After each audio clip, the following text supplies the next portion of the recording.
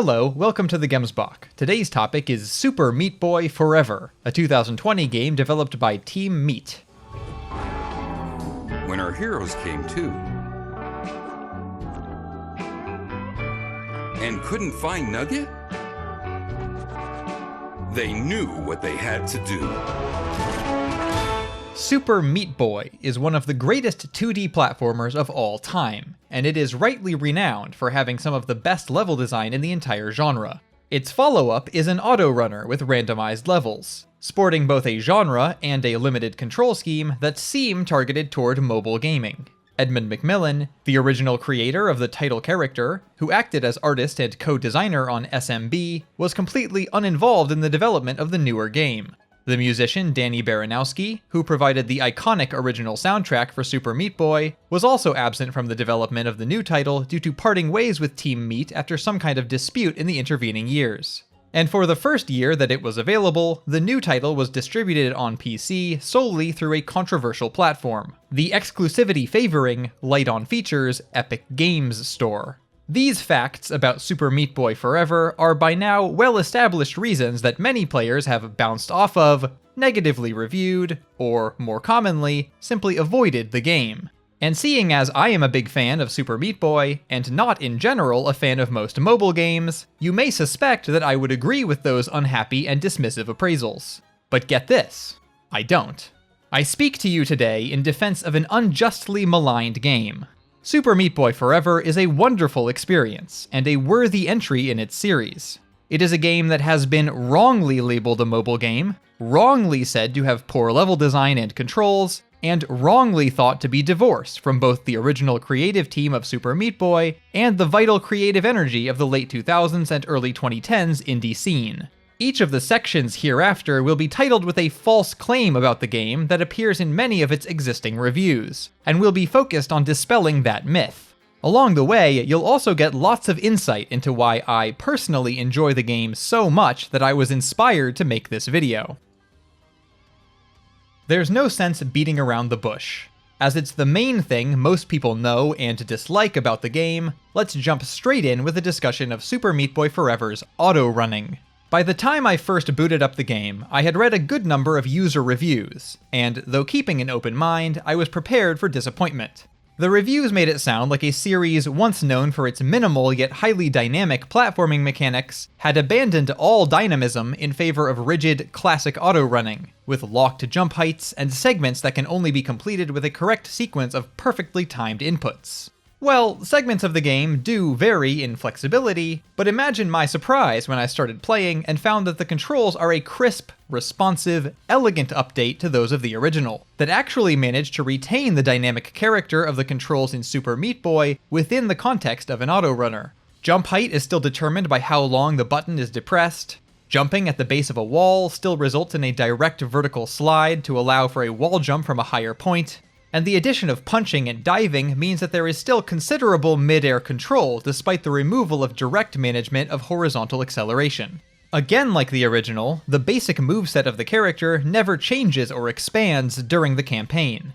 Additional complexity instead comes from increasingly involved hazards and interactive objects within the levels, and the inventiveness here surpasses the earlier game, as at least one new mechanic is introduced in almost every single Light World level. How that is achieved in view of the game's randomization is a stroke of brilliance that will be saved for the next section. No longer being able to ascend indefinitely up a wall, or reverse direction without a wall, is a bit jarring at first. But personally, I'm happy to trade that in exchange for no longer having to hold sprint to move at top speed. In fact, as sprinting is necessary for the vast majority of both Light and Dark World levels in the original, the absence of an option to sprint by default, and have walk be activated by a button, always struck me as a small flaw in Super Meat Boy's otherwise impeccable control scheme. But setting aside that simple description of the controls themselves, the best evidence that Super Meat Boy Forever has not switched from analog to digital inputs is that Dark World levels are still unlocked in the exact same way they were in the original, by beating trial times in the Light World. If this were a rigid classic auto-runner, that would be impossible, as all runs would end at roughly the same moment. Yet my times in levels varied by as much as a minute between certain clears.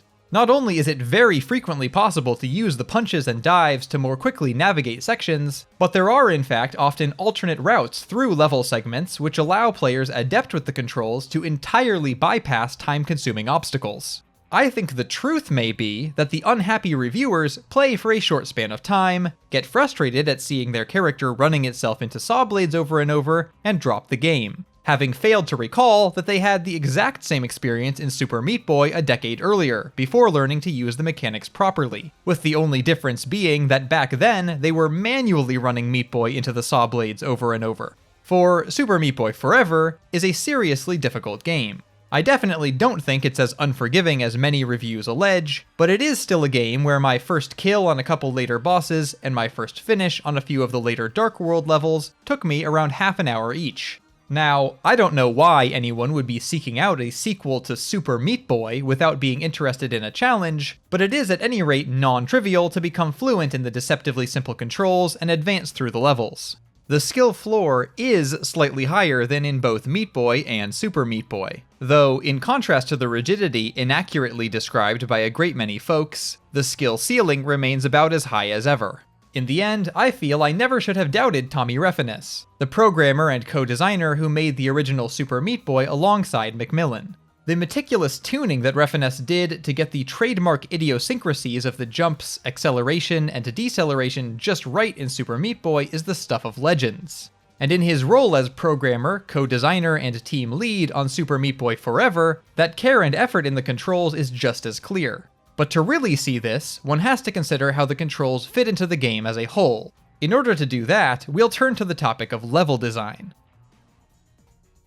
Of all the wrong things that people consistently say about this game, the idea that the random level generation in Super Meat Boy Forever has prevented it from continuing to provide the strong level design associated with the Meat Boy series is the wrongest thing. The notion behind the complaint seems to be that the individual details of the level layouts are themselves randomized, with procedurally generated hazard types, or with hazards that fill variable nodes on a template, in the way that enemies and items populate levels in the Spelunky series. But how anyone could continue to think that after even a few minutes of playing is utterly baffling. The truth is that each level in Super Meat Boy Forever is composed of substantial segments or chunks designed independently, each with their own trial or par time, and each with their own matching Dark World version. Each such segment is a carefully arranged, handcrafted challenge matching the level's mechanical theme and the world's visual theme. Thousands of these segments were manually composed by the game's level designers, and the only role that randomization plays is in selecting a set of them for each level. They don't change between attempts or between play sessions. They only change between playthroughs, like when starting a new game or advancing into New Game Plus. Because these segments are grouped by mechanics, difficulty level, and aesthetics, a linear story progression, a smooth difficulty curve, and a deliberate rollout of new gameplay elements are all maintained. And because the stitching together of the segments within each level is visually seamless, it would be a genuine possibility for many players to reach 100% completion in a file without having the slightest inkling that randomization plays a role in the game. That is, if it didn't tip its hand that it's generating a seed when starting a new file. As touched on in the previous section, most Light World levels introduce new mechanics. Segment groups for later levels then include mechanics introduced in isolation in earlier levels, meaning that even the slowly mounting complexity offered by the deliberate introduction of hazards in the original is still present. The boss levels, meanwhile, are not randomized at all. Each Light World ends in a determined boss encounter, but this is a great courtesy to the player, as they wouldn't want to miss a single one. The lineup of bosses in this game is the best set of bosses I've ever seen in a pure 2D platformer. Now, to be sure, there are plenty of impure 2D platformers, such as Metroidvanias, run-and-gun games, and more, with better lineups of bosses. But in a game all about simply jumping and dashing to a goal, this is the best I've seen. They achieved this by finding increasingly clever ways to incorporate the primary platforming mechanics into the fights. culminating in a final boss, who I won't be spoiling in this video, that plays out like a climactic level and a climactic boss encounter simultaneously. While, for example, similar moments in Celeste feel much more like levels, similar moments in classic Mario games feel much more like boss fights, and similar moments in the original Super Meat Boy oscillate between one and the other. On looking into Super Meat Boy Forever after being so impressed by it, I was equal parts surprised and satisfied to learn that the lead level designer on the project was none other than Kyle Pulver. One of the earliest videos I made for this series was focused on highlighting how surprising mechanical depth, tight time trial objectives, and excellent level design come together to allow Kyle Pulver's cute puzzle platformer Offspring Fling to have a secret second identity, doubling as a brutal and rewarding precision platformer. Anyway, the way I can best convey the similarity between the experience of beating levels in Super Meat Boy and the experience of beating levels in its sequel is through a discussion of another apparent difference: checkpoints. As in both SMB and the original Flash game, Meat Boy dies in one hit. Yet levels in the second game are much longer on average. So much so that each world contains just 6 levels rather than 20. To make these challenges manageable, and presumably also to smooth out uneven difficulty between randomly selected segments, every individual segment is followed by a checkpoint. Dying in a segment instantly returns the player character to the start of the segment rather than the start of the level. The result of all of this is that each segment is what feels akin to a single level in the earlier game. Players who would have played through 10 levels in a play session of the original may be content with beating 2 levels in a play session of the sequel, yet the actual amount of content they've experienced in one play session is probably about the same. Quality and difficulty do sometimes noticeably vary between segments, but the same is true between levels in the original Super Meat Boy as well. Incidentally, while on the subject of checkpoints, it is possible to debunk 2 minor myths that often accompany the big myth that is the subject of this section. The first bonus myth is the idea that this time around it is much more difficult to meet the par times to unlock Dark World levels. If anything, in my experience, just the opposite is true. Not only does the timer now tell you exactly how you're measuring up relative to the par time upon reaching each checkpoint, but the longer levels also make it a frequent possibility for faster performance on easier segments to make up for slower performance on harder ones. Plus, dying and returning to a checkpoint also returns the player to the timestamp they were at when they originally reached it, meaning fast completion on earlier segments is locked in for that attempt, no matter how many deaths a difficult segment inflicts later in the level. The second bonus myth is the idea that the longer levels and the auto-running ruin the brilliant replay system from the earlier game, which showed every attempt on a level simultaneously, so that hordes of meat lads fell away against hazards and pits, leaving only the one true Meat Boy who succeeds by the end.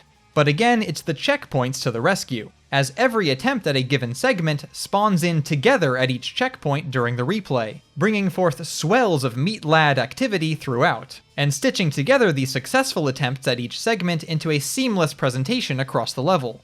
Now, back on track, I'd like to close the section by zeroing in on the ways in which the levels allow or demand flexibility. In the previous section, I already mentioned that some par times require or reward creative navigation. But that's not all. There are also optional collectibles placed in hard-to-reach spots, pacifiers rather than bandages this time, and with 3 mechanically distinct variants, as well as portals to warp zones tucked away in secret locations in the levels, signposted by visual and auditory glitches in their vicinity.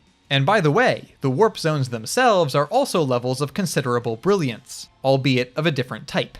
They dramatically switch up the gameplay in order to pay homage to classic games in much more direct and substantive ways than the retro warp zones of the original Super Meat Boy. The warps often also match the game's sense of humor, which otherwise shines through mostly in the game's charming animated story cutscenes. But then, as we're now straying quite far from a discussion of level design, I suppose it's time to move to a new topic. There are plenty of different sentiments someone might be trying to get across when they say that Super Meat Boy Forever is a mobile game. I'm going to very briefly touch on a few that seem most likely to lie behind the claim. First, they might mean that it was developed specifically for the mobile platform. That's simply untrue, though. During its earliest development, back in 2014, when Edmund McMillen was still involved in the project, it was publicly announced as being a simple mobile spin-off of SMB. But the development cycle that led to its actual release didn't start until 2017, and at that point the publicly stated priority of the project switched to the creation of a full-fledged, console-ready sequel to Super Meat Boy. Moreover, while a mobile port is still planned for the game in the future, at the time of writing the script for this video, the game has been available on PC and game consoles for a year and a half, and is unavailable on all smartphones. Second, when someone says that Super Meat Boy Forever is a mobile game, they might mean that simply by being an auto runner, it is necessarily tied to the mobile market, because all of the most successful auto runners either began or achieved popularity as mobile games. This, at first glance, sounds more plausible. After all, during the first couple of years that Super Meat Boy was enjoying its tremendous success on PC and Xbox, the mobile gaming market was dominated by autorunners like Canabalt and Temple Run, later to be joined by the monumental success of Geometry Dash. It became a genre of such ubiquity on mobile devices that it was entered by games from both Nitrome, who have sometimes been hailed as the Nintendo of the App Store, and Nintendo themselves in the form of Super Mario Run. But to leave it at that is to not tell the whole story. After all, one of the most recognizable titles in the genre, released less than a year after Canabalt and over a year before Temple Run, is a semi-rhythm based game called Bit Trip Runner. And Runner is notable in this discussion in that, despite its popularity, it has never been officially ported to Android or iOS. It has only ever been released on game consoles and PC. So it is clearly false that autorunners have only found success as mobile games, and is also false that autorunners always prioritize the mobile platform. As it happens, even Canabalt actually existed as a browser game on PC before it released on mobile. Third and finally, most broadly, when someone says that Super Meat Boy Forever is a mobile game, they might really just mean that it includes undesirable attributes that are most common in mobile games, such as a control scheme or UI better suited to a touchscreen than any other interface, the presence of ads and/or microtransactions, gameplay involving excessive grinding or timed cooldowns, generally in service of pushing people toward the microtransactions, and a general shoddiness resulting from either hasty development or lazy porting. Now, Super Meat Boy Forever assuredly, and I would hope after the last two sections, clearly, doesn't have ads, microtransactions, grinding, timers to access content, nor general shoddiness. As for the control interface concern though, I'd have to clarify that its two-button design is equally well suited for just about any method of control. The controls should work almost as well on a touchscreen as they do on a controller or keyboard, and as a result, I do think it will be a fun choice on mobile when it makes its way there, provided Team Meat is able to get the game performing as smoothly as it does on PC and consoles. But does it have controls or menus that prioritize touch? Definitely not. So there you go. Considering almost any reasonable meaning of the claim, at this point in time, Super Meat Boy Forever is not a mobile game. Now, none of this is to say that mobile games should be denigrated simply for being mobile games. But whatever your personal feelings on that platform, it is in no way the native platform of SMBF. Obviously, I think very highly of this game, and I strongly recommend it. So, as a worthy sequel to Super Meat Boy, is Super Meat Boy Forever the greatest platformer of all time? No, it is not. It's not even the best platformer released in 2020, an accolade that most assuredly belongs to Spelunky 2.